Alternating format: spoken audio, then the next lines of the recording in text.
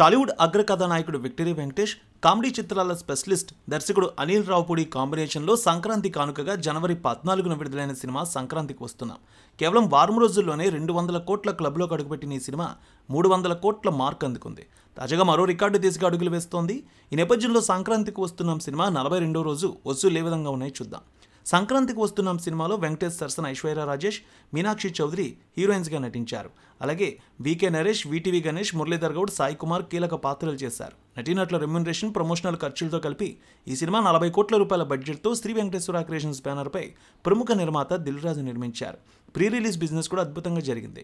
Break even కావాలంటే దాదాపు 85 కోట్ల రూపాయలని ట్రేడ్ పండితులు కట్టారు. ఈ టార్గెట్ కేవలం 3 రోజుల్లో ఛేదించి దుమ్ము రేపింది సినిమా. తొలివారంలో 200 కోట్ల వసూళ్లతో అత్యంత వేగంగా ఈ ఘనత సాధించిన తొలి సంక్రాంతి సినిమా ఇదే. 80 కోట్లకు పైగా లాభాలు అప్పుడే ఆ వారమే బయ్యర్లకు అందించారు వెంకటేష్. ఇక ఏపీ, తెలంగాణతో పాటు నార్త్ అమెరికాలో కూడా సంక్రాంతికి వస్తున్నాం సినిమా దుమ్ము రేపింది. తొలివారం నార్త్ అమెరికాలో $2.3 మిలియన్ పైగా కలెక్షన్స్ వచ్చాయి. వెంకటేష్, అనిల్ రావుపూడి, నిర్మాత దిల్ రాజు వీరి కాంబినేషన్లో అత్యధిక వసూళ్లు సాధించిన సినిమా ఇదే. గతంలో వీరి కాంబోలో వచ్చిన F2, F3 చిత్రాలు 100 కోట్లకు పైగా గ్రాస్తో పాటు $1 మిలియన్ వసూళ్లు రాబట్టాయి. నార్త్ అమెరికాలో మొత్తం $2.93 మిలియన్ వసూళ్లు వచ్చాయి. గ్రాస్ వసూళ్లు చూస్తే మొత్తం ఇప్పటివరకు తొలి రోజు 45 కోట్ల రూపాయలు, 3 రోజులకి 106 కోట్ల రూపాయలు, 7 రోజులకి 203 కోట్ల రూపాయలు, 14 రోజులకి 286 కోట్ల వసూళ్లు వచ్చాయి.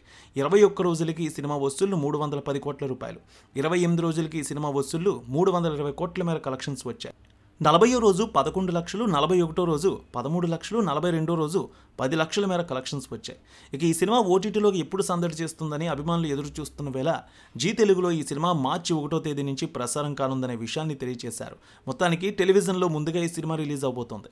ఆ తర్వాత G5లో ఈ సినిమా ప్రసారం కానున్నట్టు తెలుస్తోంది. మొత్తానికి ఓటీటీకి సంబంధించి టెలివిజన్ డేట్కి సంబంధించి క్లారిటీ అయితే వచ్చేసింది. దాదాపు మరో 4 రోజుల పాటు ఈ సినిమా సందడి చేసే అవకాశం కనిపిస్తోంది థియేటర్లో. అప్పటి వరకు మరో 80 నుంచి 90 లక్షల మేర కలెక్షన్స్ వచ్చే అవకాశం ఉందంటున్నారు అనలిస్టులు. ఈ సంక్రాంతికి గేమ్ చేంజర్, డాకు మహారాజ్, సంక్రాంతికి వస్తున్నాం ఈ 3 చిత్రాలు వచ్చాయి. అందరూ కూడా వెంకీ చిత్రానికి చేకొట్టారు. వచ్చే ఏడాది సంక్రాంతికి కూడా విక్టరీ వెంకటేష్ వీరి కాంబో మరోసారి రిపీట్ అవ్వాలని, అది కూడా సూపర్ హిట్ అవ్వాలని వెంకీ అభిమానులు కూడా కోరుకుంటున్నారు.